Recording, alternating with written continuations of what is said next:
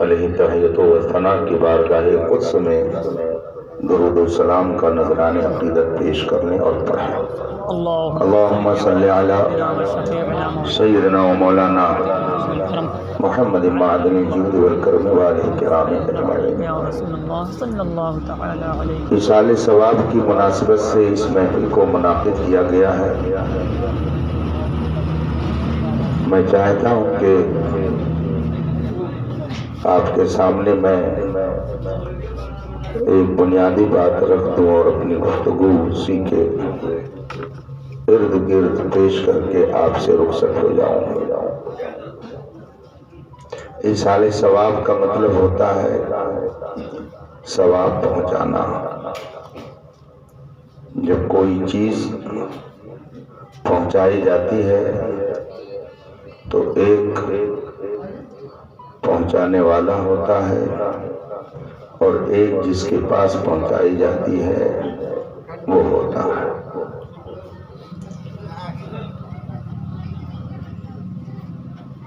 ثواب پہنچانے کے لیے بہت ساری شرطیں ہیں۔ دنیا میں آپ کسی کو سامان پہنچانا چاہیں تو اس دور ترقی میں بہت آسانی سے پہنچا سکتے ہیں۔ امریکہ میں ہو اور پیسہ پہنچانا چاہیں تو آسانی سے گھر پہ پہنچا دیں گے، 5 منٹ میں پیسہ پہنچ جائے گا۔ لیکن ثواب پہنچانا یہ بہت مشکل کام ہے۔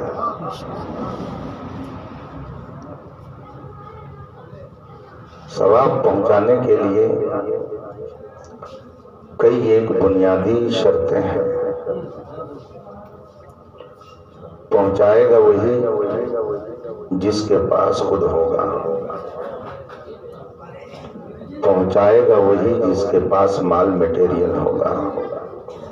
آپ کی دکان میں اگر مال ہی نہیں ہے تو قاری جمال صاحب بمبئی سے 50 بار فون کریں مگر آپ مال نہیں پہنچا پائیں گے۔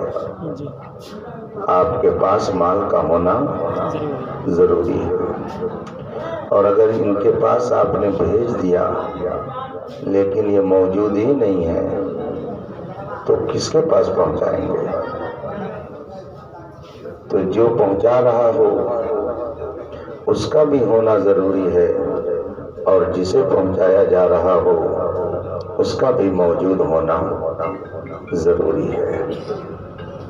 اس سے ایک بات یہ معلوم ہوئی کہ اگر دنیا سے کوئی چلا گیا ہے اور آپ اس کے لیے ایصال ثواب کر رہے ہیں تو گویا آپ یہ اعلان کر رہے ہیں کہ پہنچانے والا بھی موجود ہے اور جس کے پاس پہنچایا جا رہا ہے وہ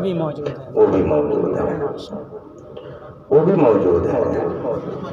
جب عام آدمی کے پاس ثواب پہنچانے کے لیے آپ کو یہ عقیدہ رکھنا ضروری ہے کہ وہ زندہ ہے، اسے ہم ثواب پہنچا رہے ہیں، جسے ہم بھیج رہے ہیں اس کے پاس پہنچے گا اور وہ حاصل کرے گا، اس کے اندر زندگی ہے۔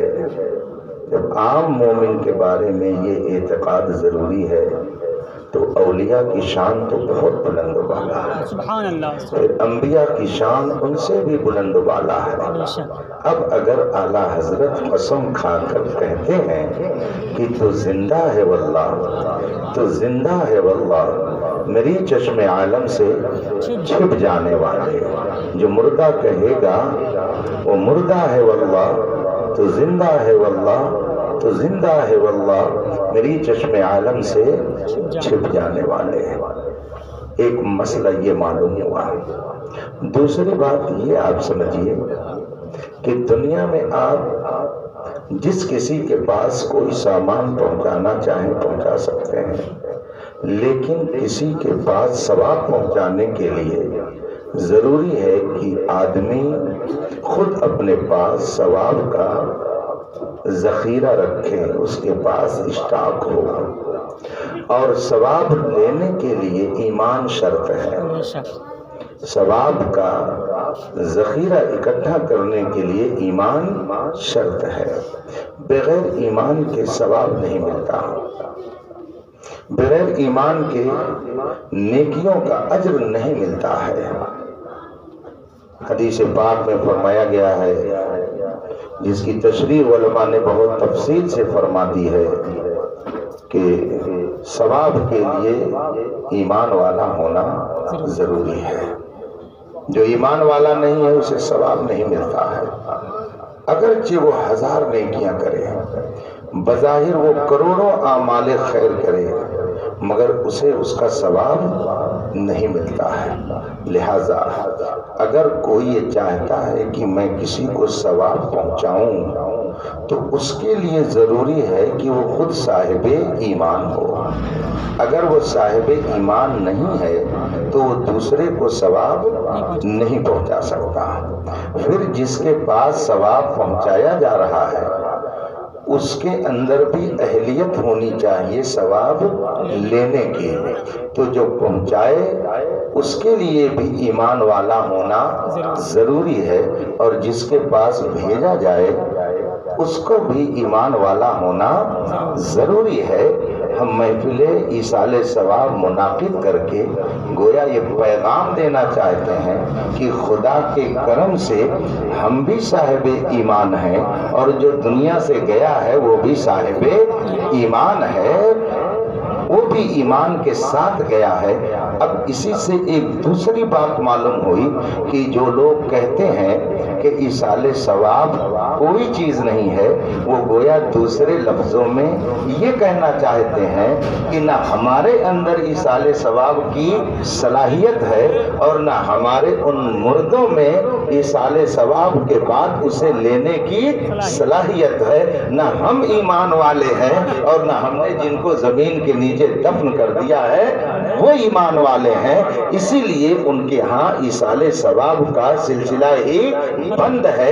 یہ اہل سنت کی خوش نصیبی ہے کہ یہ محفل میلاد منعقد کر کے، ایصال ثواب محفل منعقد کر کے گویا یہ بتانا چاہتے ہیں کہ الحمدللہ ہم بھی صاحب ایمان ہیں، اور ہمارے درمیان سے جو ہمارے مسلمان بھائی چلے جاتے ہیں وہ بھی صاحب ایمان ہوا کرتے ہیں. اور جو ان محفلوں کو بند کر دیتے ہیں وہ اپنی بھی حیثیت بتا رہے ہیں، اور جو زمین کے نیچے چلے گئے ہیں ان کی بھی وہ حیثیت بتا رہے ہیں. بات سمجھ میں آ رہی ہے کہ نہیں آ رہی ہے؟ تو ایصال ثواب جو کرے اس کے لیے بھی مومن ہونا ضروری ہے، اور جس کے پاس بھیجا جائے اس کا بھی صاحب ایمان ہونا ضروری ہے.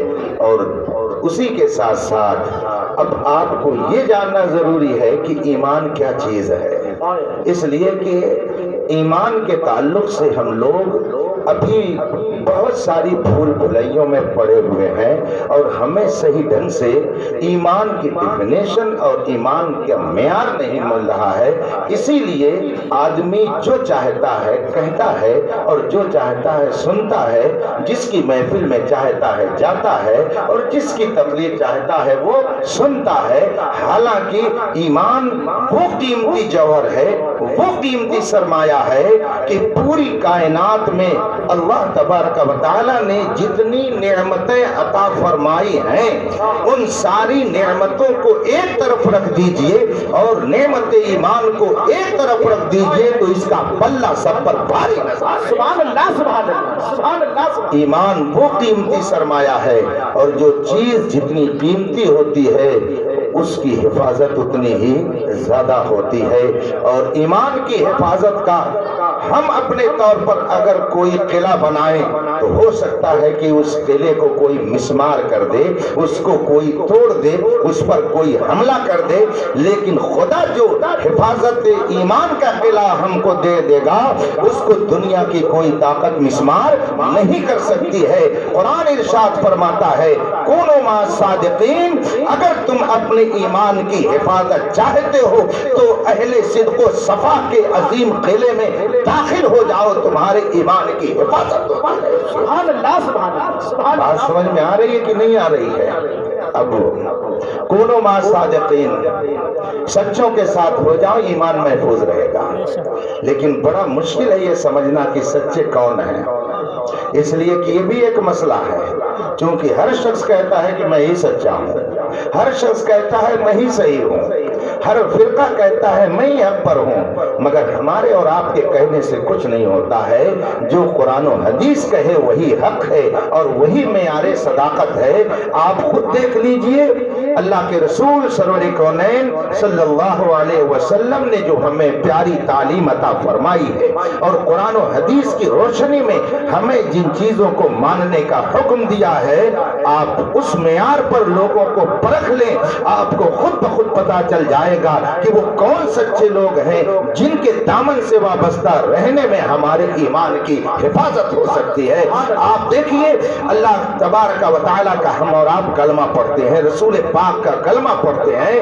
کلمہ پڑھنے کا تقاضا یہ ہے کہ قرآن و حدیث میں جو چیز ہمیں دی گئی ہے اور ماننے کا جو حکم دیا گیا ہے ہم اس کو مانیں۔ اگر ہم اس کو مانتے نہیں ہیں تو ہمارے کلمہ پڑھنے سے کوئی فرق نہیں پڑتا ہے۔ ایک آدمی کلمہ پڑھتا ہے، قرآن کریم کی تلاوت کرتا ہے، حدیث پاک بھی پڑھتا ہے، حدیثوں کے ذخیروں کو ڈھونڈتا اور کھدالتا رہتا ہے، کلمہ پڑھتا ہے، مگر اس کے باوجود وہ خدا کی شان میں گستاخی کرتا ہے۔ مجھے بتائیے کیا ایسا شخص صاحب ایمان ہو سکتا ہے؟ ایک شخص کلمہ پڑھتا ہے مگر کلمہ پڑھنے کے باوجود نبی کی شان میں گستاخی کرتا ہے، تو مجھے بتائیے کیا وہ کلمہ پڑھنے والا سچا مومن ہو سکتا ہے؟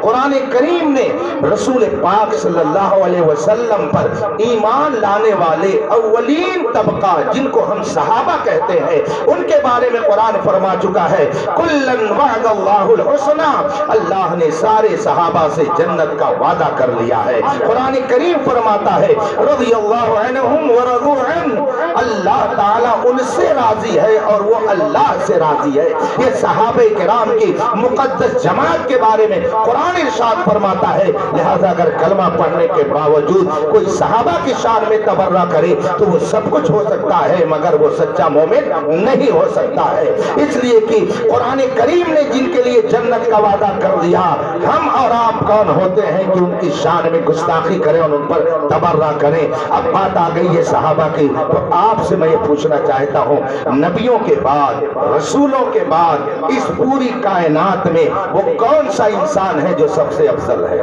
وہ کون سا انسان ہے جس کا رتبہ سب سے بلند ہے؟ وہ کون سا شخص ہے، وہ کون سی شخصیت ہے کہ جس کو اللہ تبارک و تعالیٰ نے رسول پاک پر ایمان لانے کی برکت سے اس کائنات میں سب سے افضل انسان قرار دیا ہے؟ آپ مجھے بتائیے وہ کون انسان ہے؟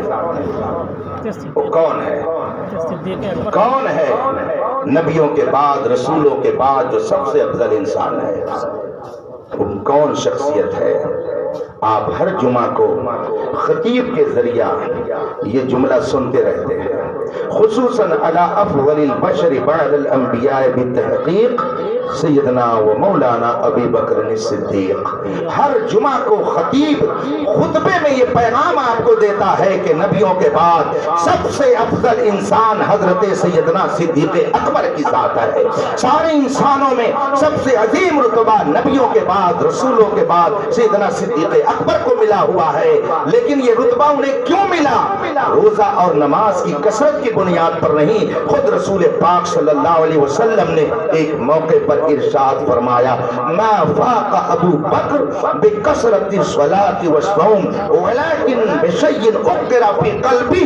لوگوں سنو، رسول پاک فرماتے ہیں تم لوگ یہ سمجھتے ہو کہ ابو بکر کا رتبہ نماز اور روزے کی کثرت کی بنا پر بڑھ گیا ہے۔ نہیں نہیں، رسول پاک فرماتے ہیں ولیکن بشیء اقر فی قلبی، روزہ اور نماز کی کثرت کی بنیاد پر ان کا مقام نہیں بلند ہوا ہے، اللہ نے ان کے دل میں ایک اسپیشل نور رکھ دیا ہے جو کسی اور کے دل میں نہیں رکھا ہے۔ اسی نور کی بدولت اللہ نے ان کا رتبہ سارے صحابہ ہی نہیں بلکہ انبیاء اور رسولان اعظام کے بعد سارے انسانوں میں سب سے افضل بنا دیا ہے۔ نعرہ رسالت، جشن غوث الورا، عظمت سرکار صدیق اکبر، اول خلیفہ، رسول پاک کے سب سے چہیتے صحابی، رسول پاک صلی اللہ علیہ وسلم کے سب سے بڑے رازدار حضرت سیدنا صدیق اکبر رضی اللہ تعالیٰ عنہ ہیں۔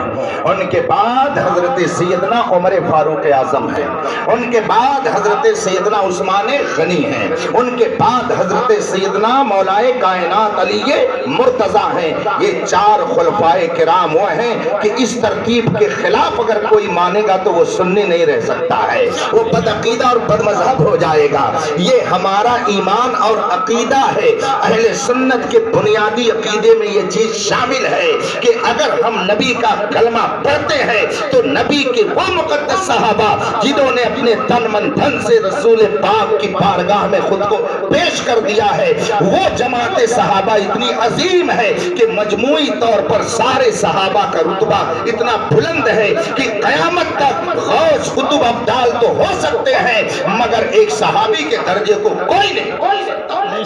حضرت سیدنا ابو سعید خدری رضی اللہ تعالیٰ عنہ سے حدیث ہے، فرماتے ہیں کہ اللہ کے رسول صلی اللہ علیہ وسلم نے فرمایا لا تسبوا اصحابی، میرے صحابہ میں سے کسی کی شان میں غلط لفظ مت بولنا۔ فلو ان احدکم انفق مثل احد ذهبا ما بلغ مدہ ولا نصیفہ، اللہ کے رسول فرماتے ہیں میرے صحابہ میں سے کسی کی شان میں غلط لفظ مت بولنا۔ حضور فرماتے ہیں ان کا رتبہ یہ ہے کہ اگر تم میں کا کوئی احد پہاڑ کے برابر سونا خرچ کر دے اور میرا ایک صحابی 2 کلو جو اٹھا کر کے اللہ کے راستے میں خرچ کر دے تو دوسروں کا احد پہاڑ کے برابر سونا خرچ کرنا ان کا مقابلہ نہیں کر سکتا ہے۔ وہ صحابہ کرام کی مقدس جماعت ہے، مگر آج کل ایک عظیم بلا ہمارے درمیان آ گئی ہے کہ ہم یہ سمجھتے ہیں کہ اگر صحابہ کی عظمت ہم کر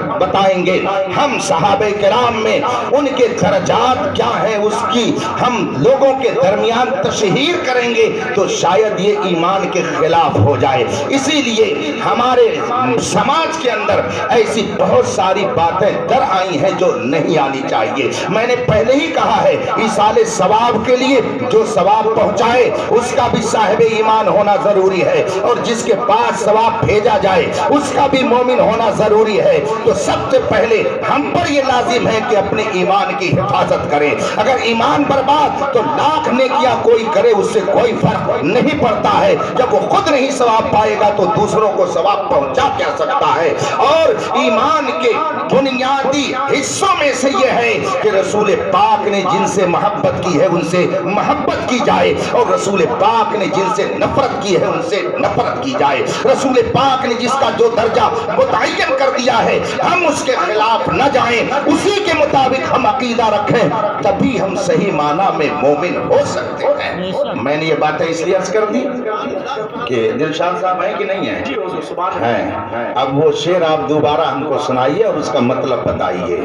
لوگ پھنسے ہیں 3 اور 4 میں، ہم پنجتنے پاک بن کر خوش نصیب ہو گئے، اس کا کیا مطلب ہے آپ ہم کو سمجھائیے تاکہ ہم بھی سمجھیں کہ یہ کیا مطلب ہے اس شعر کا۔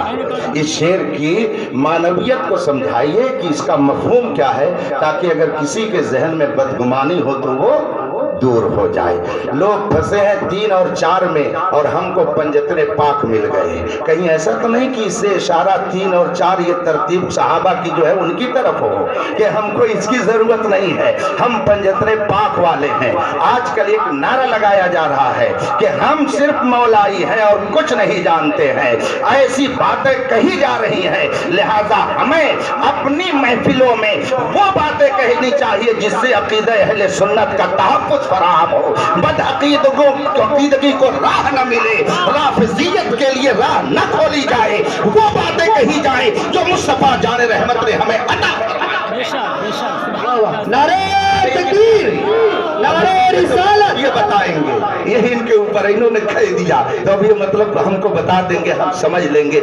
मगर कभी कभी गलतफहमी पैदा हो जाती है। इसका नतीजा क्या है? क्योंकि अल्हम्दुलिल्लाह हम लोग हिंदुस्तान भर से जुड़े हुए हैं, सवालात आते हैं। इस तरह के सवालात पहले हमारे दारुल इफ्ता में नहीं आते थे, मगर अब बेशुमार दारुल इफ्ता में ऐसे सवालात आते हैं कि अगर कोई सिद्दीक़ अकबर को सबसे अफजल करार दे तो लोग कहते हैं ये गुस्ताखे अहले बैत है। गुस्ताखे सहाबा नहीं कहते बल्कि गुस्ताखे अहले बैत कहते हैं। गोया सिद्दीक़ अकबर को सहाबा में सबसे अफजल मानना ये अहले बैत की गुस्ताखी है। ये हमारा अकीदा नहीं है, ये किसी और का अकीदा हो सकता है। हमारा अकीदा तो वो है जो हजरत सैयदुल उलमा मारहवी रहमतुल्लाह ताला अलैह ने हमको बताया है। मर्तबा हजरत सिद्दीक का है यह सैयद, हर फजीलत के वो जामे हैं नबूवत। इसलिए मुफ्ती अख्तर हुसैन साहब दुनिया नारे तकबीर, नारे ईमान का तहफ़्फ़ुज़ ये सब पर जरूरी है। सबसे अहम चीज है कि हम अपने ईमान की हिफाजत करें। अगर ईमान बर्बाद हो गया, और याद रखिए गुमराही ये कह करके नहीं आती है कि मैं आ रही हूँ, गुमराही बता करके नहीं आती है कि मैं आ रही हूँ। गुमराही इस तरह से आती है कि आदमी को पता भी नहीं चलता है और उसका ईमान बर्बाद हो चुका होता है। हजरत सैयदना उमर फारूक आज़म रज़ी अल्लाह तबारक व तआला अन्हु तौरेत लेकर रसूल पाक की बारगाह में हाजिर हुए। ये तौरेत क्या है जानते हैं? जिस तरह से कुरान आसमानी किताब है, इसी तरह से तौरेत भी आसमानी किताब है। किताबें 104 है आसमानी, मगर उनमें 4 मशहूर किताबें हैं। 104 किताबें हैं, उनमें से मशहूर किताबों में तौरेत, ज़बूर, इंजील और कुरान है। तौरेत लेकर हजरत सैयदना उमर फारूक आज़म रज़ी अल्लाह ताला अन्हु नबी की बारगाह में हाजिर हो गए और वो तौरेत पढ़ने लगे। अल्लाह के रसूल सल्लल्लाहु अलैहि वसल्लम के सामने तौरेत जो ही वो पढ़ना शुरू फरमाते हैं, हजरत सिद्दीक़ अकबर रज़ी अल्लाह ताला अन्हु भी उस महफिल में जलवा फरमा थे। थोड़ी देर के बाद रसूल पाक सल्लल्लाहु अलैहि वसल्लम का चेहरे अनवर मुतगय्यर हो गया और जलाल में चेहरा सुर्ख हो गया। हदीस में फरमाया गया है जैसे कि अनार का दाना निचोड़ दिया जाए और चेहरा सुर्ख हो जाए, बिल्कुल यही हालत रसूल पाक के चेहरे अनवर की हो गई जलाल की वजह से। हजरत सैयदना सिद्दीक़ अकबर रज़ी अल्लाह ताला अन्हु ने जब रसूल पाक की कैफियत देखी, हजरत उमर फारूक आज़म से फरमाया, उमर क्या देख नहीं रहे हो? उन्होंने जब किताब हटाई तो देखा चेहरे अनवर पर जलाल के आसार थे। अल्लाह के रसूल सल्लल्लाहु अलैहि वसल्लम की ये कैफियत देखकर हजरत सैयदना उमर फारूक आज़म अर्ज करते हैं, रज़ीतु बिल्लाहि रब्बन व बिल इस्लाम दीना व बि मुहम्मदिन सल्लल्लाहु अलैहि वसल्लम नबिया। मैं अल्लाह के रब होने पर राजी हूँ, रसूल पाक के नबी होने पर, आपके रसूल होने पर राजी हूँ, इस्लाम के मजहब हक होने पर राजी हूँ। या रसूल अल्लाह मैं इस्लाम को बरहक मानता हूँ, खुदा हमारा माबूद हकीकी वही रब्बुल आलमीन है, आप बेशक अल्लाह के रसूल हैं। या रसूल अल्लाह जलाल क्यों चेहरे पर इस कदर है? आप इस कदर जलाल में क्यों आ गए? मेरे आका सल्लल्लाहु अलैहि वसल्लम ने फरमाया, उमर तुम तौरेत पढ़ रहे हो, ये तौरेत तुम पढ़ रहे हो? उन्होंने अर्ज किया, या रसूल अल्लाह ये भी आसमानी किताब है, अगरचे इसमें यहूदियों ने कुछ चेंजिंग कर दी है, मगर है तो आसमानी किताब। इसमें जो अच्छी बातें हैं वो ले लें और जो बातें खिलाफ हों उनको हम तर्क कर दें। मेरे आका सल्लल्लाहु अलैहि वसल्लम ने इरशाद फरमाया, उमर क्या तुम्हारे लिए कुरान काफी नहीं है?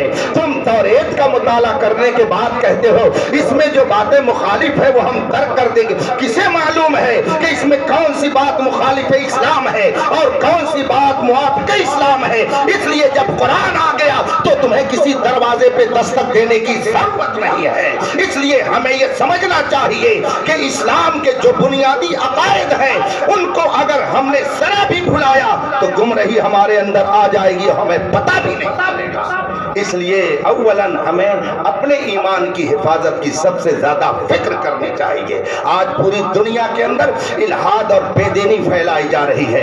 एक लफ्ज हम लोग पहले नहीं सुनते थे मगर अब वो लफ्ज बहुत तेजी से लोग इस्तेमाल कर रहे हैं। ये लिबरल मुसलमान है, ये सेकुलर मुसलमान है, तो अब उसी धारे में लोग जुड़ना चाहते हैं और कुफ्र अपने हर पे इस्तेमाल करके आपको कुफ्र के गड्ढे में डालने की कोशिश कर रहा है। इसी اسی لیے 100 سال پہلے مجدد اعظم سیدنا امام احمد رضا نے فرمایا تھا سونا جنگل رات دھیری چھائی بدلی کالی ہے، سونے والوں جاگتے رہیو چوروں کی رکھوالی ہے، آنکھ سے کاجل صاف چرا لیں یا وہ چور بلا کے ہیں، تیری گٹھڑی تاکی ہے اور تو نے نیند نکالی ہے، یہ جو تم کو بلاتا ہے یہ ٹھگ ہے، مار ہی رکھے گا، ہائے مسافر دم میں نہ آنا، مت کیسی متوالی ہے۔ سونا جنگل، اس وقت پوری دنیا میں ایک تحریک چل رہی ہے، کوئی تحریک کا نام تصوف دے رہا ہے، کوئی اس کا نام نئے چیلنج کا مقابلہ دے رہا ہے، کوئی صوفیہ کے نام پر اس طرح کی تحریک چلا رہا ہے تاکہ کفر اور ایمان دونوں ایک ہو جائے۔ قرآن کریم نے ایسے لوگوں کا نقشہ کھینچتے ہوئے فرمایا ہے وَدُّوا لَوْ تَكْفُرُونَ كَمَا كَفَرُوا فَتَكُونُونَ سَوَاءً، جتنے اہل کفر ہیں وہ سب یہ چاہتے ہیں کہ کاش تم بھی انہی کی طرح کرتے، فَتَكُونُونَ سَوَاءً، تاکہ تم اور وہ دونوں کے دونوں برابر ہو جاتے۔ یہ قرآن کا ہمارے لیے پیغام ہے کہ اہل کفر ہمیشہ اسی کوشش میں ہیں، اسی طریقے سے جو اہل بدعت ہیں، جو اہل ضلالت ہیں، جو اہل باطل ہیں، وہ ہمیشہ اس کوشش میں رہتے ہیں کہ جو اہل حق ہیں ان کو صراط مستقیم سے ہٹا کر گمراہی کے دلدل میں ڈال دیا جائے۔ اسی لیے قرآن نے فرمایا کونوا مع الصادقین، سچوں کے ساتھ رہو، تمہارے ایمان کی حفاظت ہوتی رہے گی۔ اس کو آپ مثال سے یوں سمجھ سکتے ہیں جیسے ایک پتنگ اڑانا جائز ہے کہ نہیں، وہ مسئلہ آپ پوچھ لیجئے گا۔ بہت قابل عالم اندر تشریف فرما ہے حضرت علامہ مولانا جمال نوری صاحب جو اترولہ سے تشریف لائے ہوئے ہیں، اور مجھے یہ بھی حضرت ہی کے ذریعہ معلوم ہوا کہ حضرت کی یہاں پر رشتہ داری اور بہت خاص رشتہ داری ہے، وہ ہماری جماعت کے بہت قابل عالم ہیں۔ میں نے ابھی حضرت کے سامنے کہا کہ اگر یہ کسی بڑے دارالعلوم میں تعلیم دیتے تو جید اور بہت ہی زبردست شیخ الحدیث بن کر کے دنیا میں جانے جاتے۔ ان کے پاس اللہ نے اس طرح علم کی دولت عطا فرمائی ہے، وہ تشریف فرما ہے، ان سے آپ مسئلہ پوچھ لیجئے گا۔ آپ کے علاقے کے عظیم مشہور ادارے کے شیخ الحدیث صاحب جو اس وقت 87 بہاریں اپنی زندگی کی دیکھ چکے ہیں، وہ بھی تشریف فرما ہے، آپ ان سے مسئلہ پوچھئے گا کہ پتنگ اڑانا جائز ہے کہ ناجائز۔ میں مثال دے کر کے بتانا چاہتا ہوں کہ پتنگ جب تک اڑانے والے کے ہاتھ میں اس کی ڈور رہتی ہے تب تک پتنگ اوپر اڑتی رہتی ہے، اور کتنے اوپر اڑے گی، کتنے اوپر جائے گی، یہ اڑانے والے کے اوپر ہے، اس کو ہنر کیسا آتا ہے۔ لیکن اگر ڈور ٹوٹ جائے اور اڑانے والے کے ہاتھ میں ڈور اگر نہ رہ جائے، پتنگ کٹ جائے تو وہ کہاں جا کر کے گرے گی کچھ نہیں کہا جا سکتا ہے، گڈھے میں گرے گی کہ تالاب میں گرے گی، کسی کے دکان پر گرے گی، کسی کے مکان میں گرے گی۔ اسی طریقے سے آپ سمجھ لیجئے کہ اس دور میں میں یہ کہتا ہوں کہ بریلی کے امام احمد رضا کی تعلیمات وہ عظیم سرمایہ ہے کہ جس کے ہاتھ میں مصطفیٰ جان رحمت کی پیاری پیاری تعلیم کو عام کرنے والی ذات امام احمد رضا کی غلامی کا دامن ہوگا، وہ بلندیوں پر جائے گا، اور جو اس در کی غلامی کو چھوڑ دے گا وہ رافضی بنے گا کہ کیا بنے گا کچھ نہیں کہا جا سکتا ہے۔ اس لیے اگر آپ چاہتے ہیں کہ آپ کے ایمان کی حفاظت ہو تو کونوا مع الصادقین، سچوں کے ساتھ رہو، اللہ ایمان کی حفاظت فرماتا رہے گا۔ بات سمجھ میں آ رہی ہے نا؟ اور یاد رکھیے ہم اور آپ مٹی سے بنے ہوئے ہیں، اس میں تو کوئی شک ہی نہیں ہے، مٹی سے بنے ہوئے ہیں۔ مٹی کا نیچر، اس کی فطرت ہے کہ اگر اس کو چھوڑ دیجئے تو وہ فوراً کہاں جائے گی؟ نیچے آئے گی۔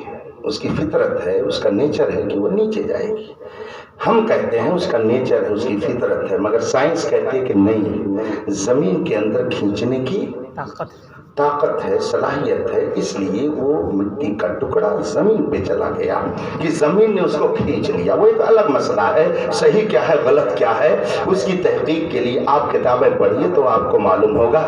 اس لیے کہ سائنس کے بہت سارے ایسے نظریات ہیں کہ جن کے اصلاح کی ضرورت ہے، جن کے لیے شعر کہا، مصرع کہا جا سکتا ہے، محاورہ کہا جا سکتا ہے کہ اونٹ رے اونٹ تیری کون سی کل سیدھی۔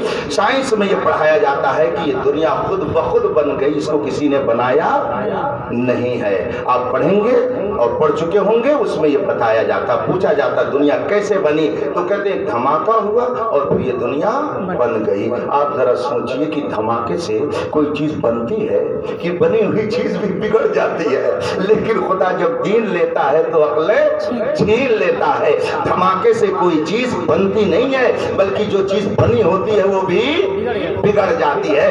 मगर इन अक्ल के मारों का कौन जाए मुहासबा करने के लिए? कहते हैं कि धमाका हुआ और चीज बन गई। इसके पीछे राज क्या है जानते हैं? हमारे कितने नौजवान ऐसे होंगे जिन्होंने साइंस में ये बात पढ़ ली होगी, मगर उन्होंने इसके पीछे क्या मकसद है उनका उस पर शायद गौर किया हो। उनके कहने का मकसद क्या होता है जानते हैं? कि जब एक धमाके से ये दुनिया बन गई तो गोया खुद बखुद बनी, और जब ये खुद बखुद बनी तो इसका कोई बनाने वाला नहीं है, और जब कोई बनाने वाला नहीं है तो खुदा भी नहीं है। ये खुदा के इनकार का एक तरीके से रास्ता बताया जाता है। और जब हमारा मुस्लिम मुआशरा इस माहौल में परवान चढ़ता है तो उसे ना खुदा का खौफ होता है न रसूल का खौफ होता है। पहले लोग कहते थे बारिश नहीं हो रही है, क्यों नहीं हो रही है? कहते अल्लाह ताला करम फरमाए बारिश हो जाए। लोग अल्लाह से दुआएं करते थे। लेकिन जब साइंस ने तरक्की की तो अब देहात के लोग भी कहते हैं बारिश क्यों नहीं हो रही? अभी वो मानसून नहीं आया है। तो पहले खुदा की तरफ लौ लगाई जाती थी, ये अल्लाह बारिश कर दे, लेकिन आज कहा जाता है बारिश क्यों नहीं हो रही? इसलिए कि मानसून नहीं आया है। कल तक जब पेट में दर्द होता था तो कहते खुदा जाने क्यों पेट में दर्द हो रहा, अल्लाह जाने क्यों दर्द है। लेकिन साइंस ने तरक्की की तो अब ये हुआ अरे इसमें कौन सी बात है, अल्ट्रासाउंड करा लिया वो पेट में ट्यूमर है। अब ये नहीं कहता अल्लाह जाने क्यों दर्द होता है, अब कहता वो पेट में ट्यूमर हो गया इसलिए दर्द होता है। खुदा की तरफ से तवज्जो हटा करके इस दुनिया के इस अजीब नजरिए की तरफ लोगों का जहन फेर दिया गया, इसीलिए हमारा ताल्लुक खुदा से कम हो गया और हमने आखिरत को भुला करके इसी दुनिया को सब कुछ समझ लिया। लेकिन हकीकत यह है आएगा फिर वो क्या जगह है जहां 5 जाते हैं 4 फिरते हैं। मौत से किसको रुश्तगारी है, आज वो कल हमारी बारी है। जिनके महलों में हजारों रंग के फानूस थे, झाड़ उनकी कब्र में है और निशान कुछ भी नहीं। जिनकी आमद की सदा से गूंजते थे आसमां, गोरे बगली की झपट में पहलवा कुछ भी नहीं। 4 दिन की चांदनी है फिर अंधेरी रात है, यह तेरा हुस्नो शबाब है नौजवान कुछ भी नहीं। जिस जवानी पर आदमी आज नाच करता है, फख्र करता है, मगर इस कोरोना ने यह बता दिया कि मौत को कब आदमी अपने गले लगा ले और मौत किसको अपने चंगुल में फांस ले कोई नहीं कह सकता। कल तक तो बूढ़े लोग कहते थे ये हड्डी बहुत मजबूत है, बड़ी मेहनत किया है, यहाँ से बस्ती तक पैदल जाते थे और जाकर के कचहरी में हम हाजिर हो जाते थे, इतनी मेहनत करते थे। मगर आज हाल यह है कि न जाने किस गली में जिंदगी की शाम हो जाए, कोई नहीं जानता है कि मौत कब आकर के बसेरा कर लेगी। इसलिए अपने हुस्न जवानी पर, अपनी दौलत पर, अपने इल्म पर, अपने तकवा पर, अपने हसब नसब पर नाज करने वालों को नजर सानी करनी चाहिए। हजरत सैयदना इमाम ग़ज़ाली रहमतुल्लाह अलैह जो सूफिया के इमाम हैं, इमामुल असफिया जिन्हें कहा जाता है, आरिफ बिल्लाह है, वली कामिल है, उनके जमाने में उनके पाए के आलिम बहुत कम पाए जाते थे। उन्होंने एक मौके पर फरमाया कि हे अपने इल्म पर घमंड करने वाले, ये तो बता कि तू मरने के बाद जन्नत में जाएगा कि जहन्नम में जाएगा, तेरा नतीजा क्या है, जरा ये तो बता कि तू अपने अंजाम को जानता है कि नहीं जानता। इतने लोग यहाँ पर बैठे हैं, सब ये तो उम्मीद रब की रहमत से रखते हैं कि हम जन्नत में जाएंगे, लेकिन डिक्लेयर करके इसमें कोई नहीं कह सकता है कि मैं जन्नत में जाऊंगा, कोई नहीं कह सकता है। हमारी और आपकी क्या हैसियत है? सैयदना गौसे आज़म, गौसुल अक़वास, कुतुबुल अक़ताब, गौसुल सकलैन, गैसुल कौनैन, नजीबुत तरफ़ैन, मीरे मीरा, पीरे पीरा, शाहे जिला, जो मामूली से मामूली दर्जे के आदमी को अपनी निगाहे करम से मकामे बुलंद पर फाइज फरमा दिया करते थे। चोर आता था तो वली बन जाता था, बदमाश आता था कुतुब बन जाता था। उन्होंने देखा कि ईद के दिन नौजवान एक दूसरे को मुबारकबादी दे रहे हैं, ईद मुबारक हो, ईद मुबारक हो। आज तो हमारे दरमियान ईद मुबारक के साथ साथ कुफ्र मुबारक मुबारकबादी का भी एक सिलसिला चल पड़ा है। हम कुफ्र और शिर्क की भी मुबारकबादी देते हैं और हैप्पी फला और मुबारकबाद फला कहते हैं। मेरे भाइयों, तुझे काली घटाओं का नहीं पहचानना आया, नसीमन से धुआं उठता है, तुम कहते हो सावन है।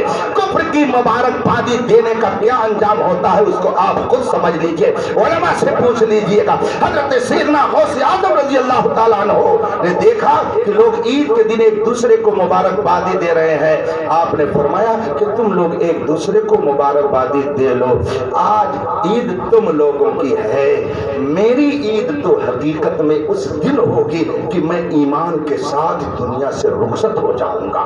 ये कौन कह रहे हैं? हजरत सैयदना गौसे आजम फरमाते हैं, उन्हें अपने ईमान के तहफ्फुज़ की इस कदर फिक्र लाहिक होती रहती थी। फरमाते हैं, मेरी ईद तो उस दिन होगी जब मैं ईमान के साथ दुनिया से रुखसत हो जाऊंगा। ये सैयदना गौसे आजम रज़ी अल्लाह तबारक व तआला अन्हु फरमाते हैं। इतने लोग बैठे हैं, कोई नहीं कह सकता मैं जन्नती हूँ, कोई नहीं कह सकता।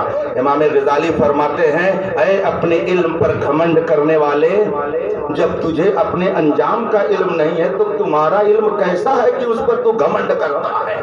तेरा इल्म इस काबिल नहीं है कि तू उस पर घमंड करे, इसलिए कि तुझे अपने अंजाम की खबर नहीं है, तुझे अपने नतीजे का इल्म नहीं है, तो तेरा इल्म कैसा है? फरमाते हैं, ऐ दौलत पर घमंड करने वाले, ये तो बता 2 साल पीछे ये जो दौलत तुम्हारे हाथ में है ये किसके हाथ में थी? यहाँ आप बैठे हुए हैं, आप बता सकते कि 2 साल पहले ये जमीन किसके कब्जे में थी, 500 साल पहले किसके कब्जे में थी? उस वक्त किसी और के कब्जे में, आज किसी और के कब्जे में, कल किसी और के कब्जे में। जो चीज इस तरह से आनी जानी हो, ज़ेब नहीं देता है एक अक्लमंद को कि उस पर घमंड और नाज करे। फरमाते हैं, हुस्न और जमाल पर घमंड करने वाले, तेरे हुस्न की नापायदारी का ये आलम है कि अगर 1 महीना मुसलसल तुझे सख्त बुखार आ जाए। इमाम ग़ज़ाली फरमाते हैं, मैं उनकी बात बयान कर रहा हूँ और मुख्तसर तग़यीर के साथ अपने अल्फाज में कह रहा हूँ। इमाम ग़ज़ाली फरमाते हैं कि अगर 1 महीना तुझे मुसलसल बुखार आ जाए तो तेरे हुस्न का सारा बुखार उतर जाएगा और तेरा आशिक भी तेरी तरफ देखना गवारा नहीं करेगा। तेरे हुस्न की नापायदारी का ये आलम है। जो ऐसी नापायदार चीज हो उस पर तो घमंड करे, ये ज़ेब नहीं देता है। सुभान अल्लाह। किसी शायर ने बड़ी प्यारी बात कही है, न ताअत पर, न तक़वा पर, न ज़ुहद व इत्तिक़ा पर है, हमारा नाज जो कुछ है मोहम्मद मुस्तफा पर है। याद रखिएगा, हम इस दुनिया में आए हुए हैं, एक दिन इस दुनिया को छोड़ करके जाना है। लोग कहते हैं दुनिया बहुत तरक्की कर गई, हजरत वही 1400 साल पहले की बात बता के चले गए। दुनिया किस कदर आगे बढ़ गई, कितनी तरक्की कर गई, और ये उलमा वही 1400 साल पहले वाली बात सुनाते रहते हैं। मेरे भाइयों, आप बताओ दुनिया कितनी तरक्की कर गई, जरा मुझे बताइए तो। फिरौन कहाँ तरक्की करके गया? हामान तरक्की करके कहाँ गया? शद्दाद कहाँ चला गया? कारून कहाँ चला गया? नमरूद कहाँ चला गया? फिरौन कहाँ चला गया? अबू जहल कहाँ चला गया? उतबा शैबा कहाँ चले गए? और आ जाइए हमारे इस हिंदुस्तान में बड़े बड़े जालिम सूरमा कहाँ चले गए? बड़े बड़े अरबपति खरबपति कहाँ चले गए? इनका कोई नामो निशान बाकी नहीं है, मगर सच्चों का हाल ये है, मेरे गौसे आज़म कल भी जिंदा थे, आज भी जिंदा है। ख्वाजा गरीब नवाज कल भी जिंदा थे, आज भी जिंदा है। मेरे मखदूम किछोछवी कल भी जिंदा थे, आज भी जिंदा है। इमाम अहमद रजा कल भी जिंदा थे, आज भी जिंदा है। ताजुल शरिया कल भी जिंदा थे, आज भी जिंदा है। ये अल्लाह के वो महबूबीन हैं कि इनके नक्शे कदम पर जो चलेगा वो मरेगा नहीं, बल्कि सुबह क़यामत तक जिंदा करेगा। नारे तकबीर, नारे रिसालत, या रसूल अल्लाह, मस्तके आला हज़रत जिंदाबाद। जश्न गौसुल वरा। बात जरा फैल गई और वक्त भी मेरा बड़ी तेजी से खत्म हो गया। 45 मिनट आपसे गुफ्तगू करते हुए हो गया, बस थोड़ी देर और मेरी गुफ्तगू समाप्त कर लीजिए। हो सकता है किसी को तल्ख लगे, मगर तल्खी नहीं लगनी चाहिए। नश्तर जो लगाता है वो दुश्मन नहीं होता, नश्तर जो लगाता है वो दुश्मन नहीं होता। मैं नश्तर नहीं लगा रहा हूँ, मैं तो मोहब्बतों के फूल दे रहा हूँ। जो लोग नश्तर लगाए वो समझे, हम तो मोहब्बतों के फूल दे रहे हैं आपको। मैं ये अर्ज कर रहा था कि इंसान मिट्टी से बना है और मिट्टी की फितरत यह है कि जब उसको छोड़ देंगे तो ऊपर नहीं जाएगी बल्कि नीचे। अब किसी वजह से जा रही है वो अलग बात, अब तो कहते उसका नेचर है, उसकी फितरत, अल्लाह ने उसे ऐसा बनाया है। اس کا مطلب کیا ہوا کہ مٹی کی فطرت ہے نیچے کی طرف جانا، لیکن اگر اسے اوپر لے جانا ہو، اوپر، تو کسی نہ کسی سہارے کی ضرورت ہے نا۔ اور ذرا یہ بھی دیکھیے ذرا کہ سہارا جتنا طاقتور ہوگا وہ مٹی اتنی ہی اونچائی پر جائے گا۔ ایک چھوٹا سا بچہ اگر مٹی کا ڈھیلا لے کر کے اوپر پھینکے گا تو تھوڑی دور وہ ڈھیلا جائے گا، پھر نیچے آ جائے گا۔ لیکن اگر کوئی ہٹا کٹھا جوان پھینکے گا اپنے ہاتھ سے تو وہ اور اوپر جائے گا ڈھیلا، اور اگر اس نے گلیل میں لگا کر کے پھینکا تو، اور اگر ایئر گن سے پھینکا تو، اس کا مطلب کیا ہوا کہ سہارا جتنا طاقتور ہوگا مٹی اتنی ہی بات سمجھ رہے ہیں نا۔ اور دوسری بات یہ بھی سمجھ لیجئے کہ جو سہارا ہے نا، اگر اس کا سہارا چھوڑ دیا مٹی نے تو اس کو دھڑام سے نیچے ہی آنا ہے نا۔ سائنس میں تو پڑھائی ہوگا، آپ لوگوں نے بتایا ہی گیا ہے کہ اگر آدمی نے مٹی کا ڈھیلا اوپر پھینکا گلیل سے یا ایئرگن سے ہاتھ سے، تو اس کی طاقت جب تک کام کرے گی تب تک وہ ڈھیلا اوپر جائے گا، اور جب اس کی طاقت ختم تو ڈھیلا آئے گا نا۔ تو میرے بھائیو، اسی طریقے سے آپ یہ سمجھیے کہ اگر مٹی کا ایک ٹکڑا جس کی فطرت ہے نیچے کی طرف جانا، اسے اوپر کی طرف لے جانے کے لیے کسی نہ کسی سہارے کی ضرورت ہے، تو یہ انسان جو مٹی سے بنا ہوا ہے اس کی فطرت ہے کہ وہ برائیوں کی طرف جائے گا۔ اب اگر اسے بلندیوں کی طرف جانا ہے، نیکیوں کی طرف جانا ہے، تو اسے کسی نہ کسی سہارے کی ضرورت پڑے گی، اور سہارا جتنا طاقتور ہوگا وہ مٹی، وہ انسان اتنی ہی بلندی پر جائے گا۔ پوری کائنات میں سب سے عظیم سہارا مصطفیٰ کی ذات ہے۔ رسول پاک صلی اللہ علیہ وسلم اس کائنات میں خدا کے سب سے بڑے ہمارے لیے سہارا بنا کر کے بھیجی جانے والی ذات کا نام ہے۔ تو رسول پاک جو سب سے عظیم سہارا ہے، ان سے جس کا کنیکشن ہو گیا وہ اتنی بلندیوں پر جائے گا، اتنی بلندیوں پر جائے گا کہ دوسری قومیں اس کو دیکھتی رہ جائیں گی، مگر ان کی بلندی کا اندازہ نہیں لگا۔ اسی لیے قرآن نے فرمایا کنتم خیر امہ، تم سب سے بہترین امت ہو، اخرجت للناس، جو لوگوں کے درمیان ظاہر کی گئی۔ سب سے بہترین امت کیوں؟ کیا آپ کے اندر سرخاب کا پر لگا ہوا ہے؟ کیا آپ کے اندر کوئی خوبی ہے؟ نہیں، آپ سب سے بہترین امت اس لیے ہیں کہ سب سے عظیم پیغمبر کی امت میں پیدا کیے گئے ہیں۔ وہ نبی وہ ہیں کہ جس کے صدقے میں اللہ نے اس کائنات کو بنایا ہے، تو اس ذات سے جس کا جیسا تعلق ہوگا اللہ اسے اتنی ہی بلندی عطا کرے گا۔ اب اگر آپ چاہتے ہیں کہ بلندیوں کی طرف جائیں تو کونوا مع الصادقین، انہی سچوں کے ساتھ رہیے۔ اگر آپ نیچے ہیں تو یہ سچے آپ کو بلند کر دیں گے، اور جب آپ بلند ہو جائیں گے تو گھٹائے سے کسی کے نہ گھٹا ہے نہ گھٹے، جب بڑھائے تجھے اللہ تعالیٰ تیرا۔ اللہ تبارک و تعالیٰ اپنے حبیب کے صدقے میں ہمیں اور آپ کو صحیح معنی میں سچا پکا سنی مسلمان بن کر رہنے کی توفیق عطا فرمائے۔ نعرہ لگا دیے اور تعظیم کے لیے کھڑے ہو جائیں۔